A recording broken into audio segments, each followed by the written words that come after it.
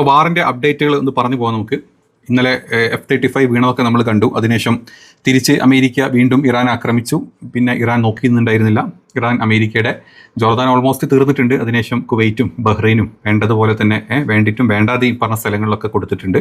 അവിടുത്തെ ചില കമ്പനികൾ, ചൈനീസ് കമ്പനികൾക്കൊക്കെ എന്താ പറയുക, അമേരിക്കയുടെ ഇൻവെസ്റ്റ്മെൻറ്റുള്ള പല കമ്പനികൾക്കും ഒക്കെ ഇറാൻ്റെ ആക്രമണങ്ങൾ വന്നത് കണ്ടു, നമ്മൾ കേട്ടു, അറിഞ്ഞു. ഇതൊക്കെ നമ്മൾ ഇന്നലെ രാത്രി കഴിഞ്ഞു. അതിനുശേഷം ഇന്നത്തെ ചില ഡെവലപ്മെൻറ്റ്സ് പറയുകയാണെങ്കിൽ IRGCയുടെ ഒരു പ്രസ്താവന, ഒരു മെസ്സേജ് വന്നിട്ടുണ്ട്. അതായത് US-ൻ്റെ സെൻകോം പറഞ്ഞത് കേട്ടിട്ട്, അതായത് US ആർമി പറഞ്ഞത് കേട്ടിട്ട് സ്ട്രൈറ്റ് ഓഫ് ഹോർമൂസിലൂടെ ആരെങ്കിലും കപ്പലും കൊണ്ട് പോവുകയാണെങ്കിൽ ഞങ്ങൾ വന്നിട്ട് തകർത്തും അല്ലെങ്കിൽ ഞങ്ങൾ തകർത്തിരിക്കും എന്നാണ് പറഞ്ഞിട്ടുള്ളത്. കാരണം ഇന്നലെ ഈ പറഞ്ഞ സ്ട്രൈറ്റ് ഓഫ് ഹോർമൂസിലെ 2 കപ്പലുകൾ പാസ് ചെയ്യാൻ ട്രൈ ചെയ്തു. ആ പാസ് ചെയ്യാൻ ട്രൈ ചെയ്ത ഈ കപ്പലുകൾ, അതായത് US-ൻ്റെ സെൻകോം പറഞ്ഞിട്ടാണ് അവരത് ചെയ്തത്.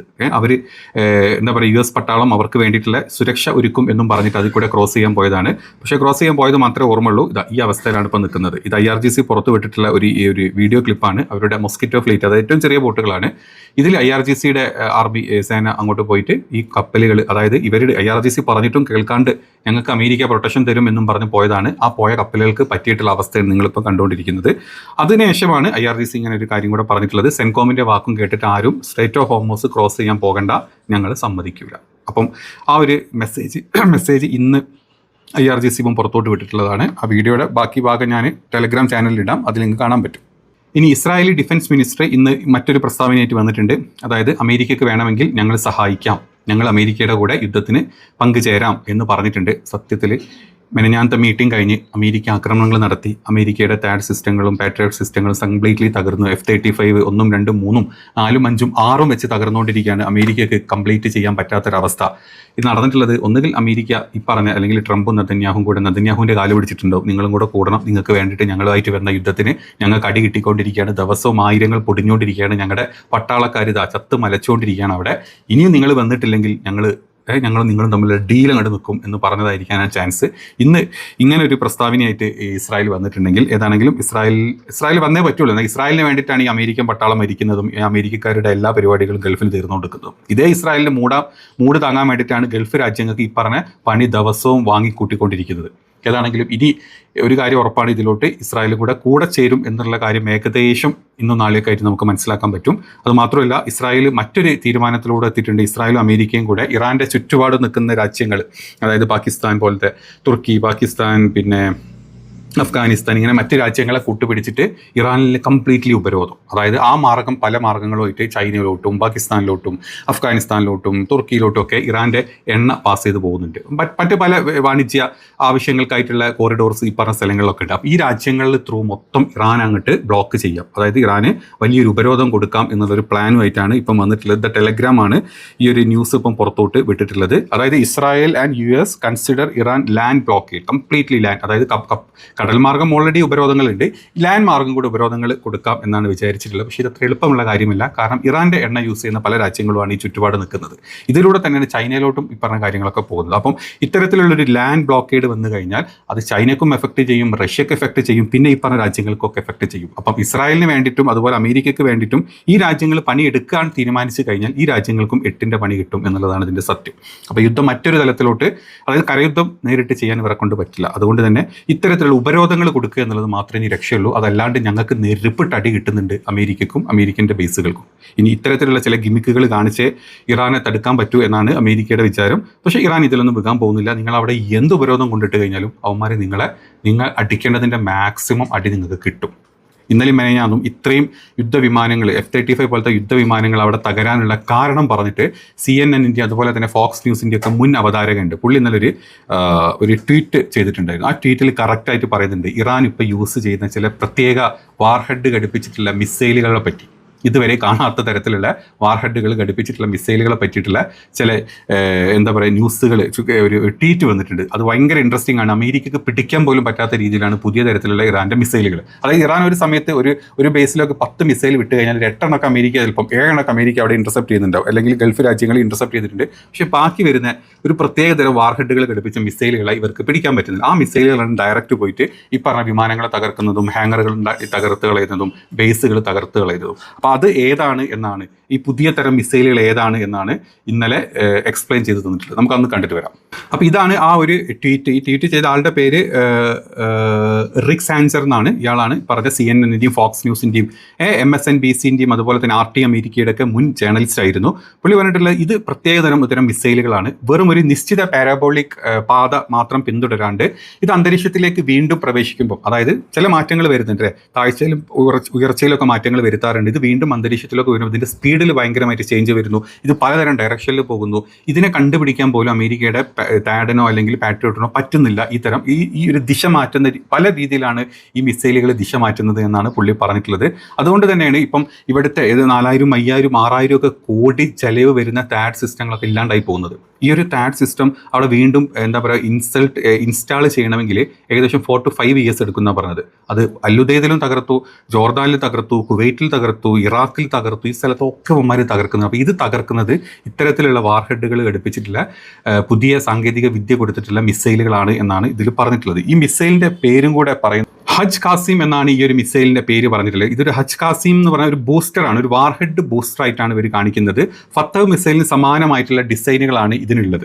ഇത് മുമ്പ് സൂചിപ്പിച്ചതുപോലെ തന്നെ ഇത്തരം മിസൈലുകളിലെ സിസ്റ്റത്തിലെ വ്യത്യാസം വരുത്തുക, അതായത് ഇതിൻ്റെ ഹാർഡ്വെയർ സിസ്റ്റത്തിൽ വ്യത്യാസം വരുത്താണ് ഇപ്പം ഇറാൻ ചെയ്തുകൊണ്ടിരിക്കുന്നത്. തങ്ങളുടെ വിവിധ മിസൈൽ സിസ്റ്റങ്ങളിൽ വ്യത്യസ്ത തരം വാർഹെഡുകൾ സജ്ജീകരിക്കുന്നതിനായിട്ട് അടിത്തറയായിട്ട് IRGC ഉപയോഗിക്കുന്നത് ഈ ഹജ് കാസിം എന്ന് പറഞ്ഞിട്ടൊരു ബൂസ്റ്ററാണ്.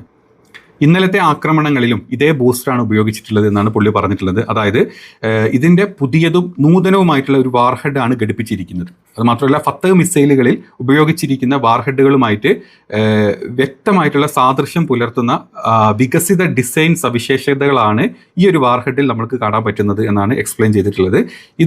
ഈ വാർഹെഡുകൾ വികസിപ്പിച്ചെടുക്കുന്നതിൽ അവയുടെ സാങ്കേതിക പ്രവർത്തന ശേഷി വർദ്ധിപ്പിക്കുന്നതിലും വളരെയധികം ഇറാൻ ഇപ്പം ശ്രദ്ധ ചെലുത്തുന്നുണ്ട് എന്നാണ് പറയുന്നത്. അതുകൊണ്ടാണ് അമേരിക്കയ്ക്ക് ഒരു രീതിയിലും പിടിച്ചു നിൽക്കാൻ പറ്റാത്തത്.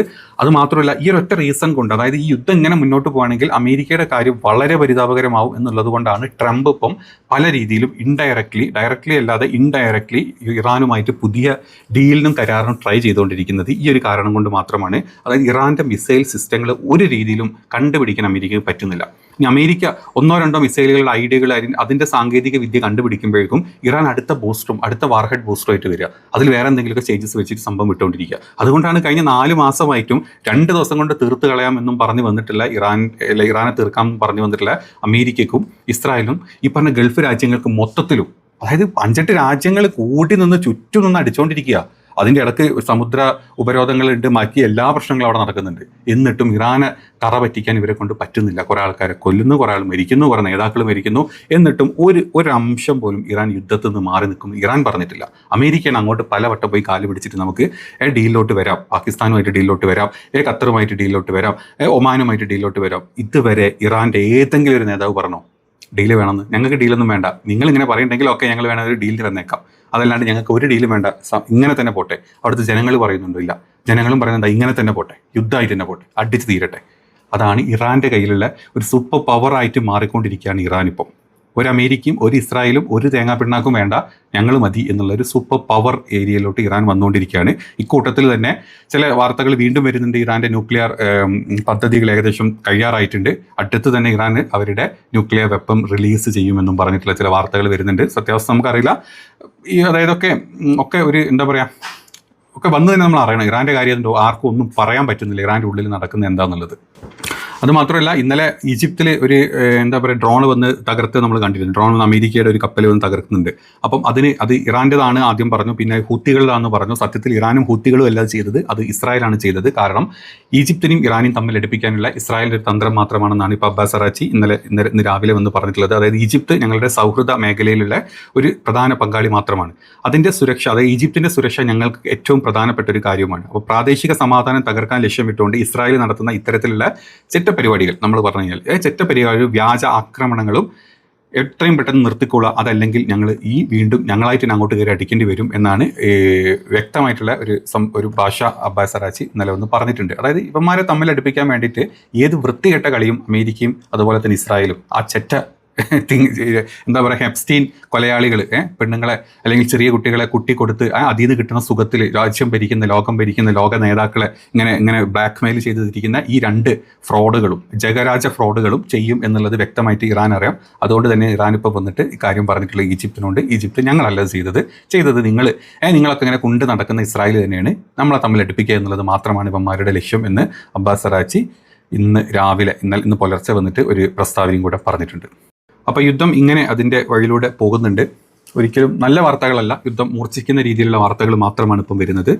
കാരണം കുടുങ്ങിയെന്ന് പറഞ്ഞ പോലെ അമേരിക്കയും നിങ്ങൾ എപ്പം വേണമെങ്കിലും എന്ത് വേണം ചെയ്താൽ ഞങ്ങൾ തിരിച്ചടിച്ചോളാം എന്നും പറഞ്ഞിട്ട് ഈ പറഞ്ഞ ഇറാനും, പിന്നെ അമേരിക്കയ്ക്ക് വേണ്ടിയിട്ട് അമേരിക്കനെ താങ്ങി നടക്കുന്ന അറബ് രാജ്യങ്ങളും, അതുപോലെ തന്നെ ഇനി മുതൽ ഈ ഇസ്രായേൽ ഏതൊക്കെ അറബികളെ കൊന്നു കഴിഞ്ഞാലും, എത്ര മുസ്ലിങ്ങളെ കൊന്നു കഴിഞ്ഞാലും വേണ്ടില്ല, കാശ് കൊണ്ടും പണം കൊണ്ടും പെണ്ണുകൊണ്ടും ഞങ്ങൾക്ക് ഇസ്രായേലിൽ എപ്പോഴും കൂടെ പിടിച്ചേ പറ്റൂ എന്ന് എന്താ പറയുക സ്വഭാവം കാണിക്കുന്ന ഷെയ്ഖുമാരും ഇങ്ങനെ അതേ അവസ്ഥയിൽ നിൽക്കുന്നത് കൊണ്ട് ഇവിടെയൊക്കെ നിൽക്കുന്ന സാധാരണക്കാരും പ്രവാസികളും മറ്റുള്ള ജനങ്ങളും എത്രത്തോളം ദുരിതം അനുഭവിക്കുന്നുണ്ട് എന്നുള്ളത് വ്യക്തമായിട്ട് ബാക്കിയുള്ള ആൾക്കാർക്കറിയാം, നമുക്കറിയാം, നമ്മൾ കാണുന്നുണ്ട് ദിവസവും. ഇതിലൊരു മാറ്റം ഇതുവരെ വന്നിട്ടില്ല. അന്നം തരുന്ന രാജ്യമൊക്കെയാണ്, ഗൾഫ് രാജ്യങ്ങളാണ്, സംഭവിച്ചു, സത്യമാണ്. പക്ഷേ അവിടുത്തെ നേതാക്കളുടെ ഉള്ളിലെ യഥാർത്ഥ തിരിച്ചറിവ് എന്താണ്, അല്ല അവരുടെ ഉള്ളിലെ ചിന്താഗതി എന്താണെന്നുള്ളത് നമ്മളും കൂടെ ഒന്ന് തിരിച്ചറിയുന്നത് നല്ലതായിരിക്കും. എത്രയൊക്കെ അവർക്ക് വേണ്ടിയിട്ട് അവരോട് നിങ്ങൾ സംസാരിച്ച് കഴിഞ്ഞാലും നടക്കുന്നത് എന്താണെന്നുള്ളത് എല്ലാവർക്കും അറിയാം. അപ്പോൾ യുദ്ധത്തിൻ്റെ അടുത്ത പുതിയ അപ്ഡേറ്റുകൾ വല്ലതും വരികയാണെങ്കിൽ നമുക്ക് അടുത്തൊരു വീഡിയോയിൽ ചെയ്യാം.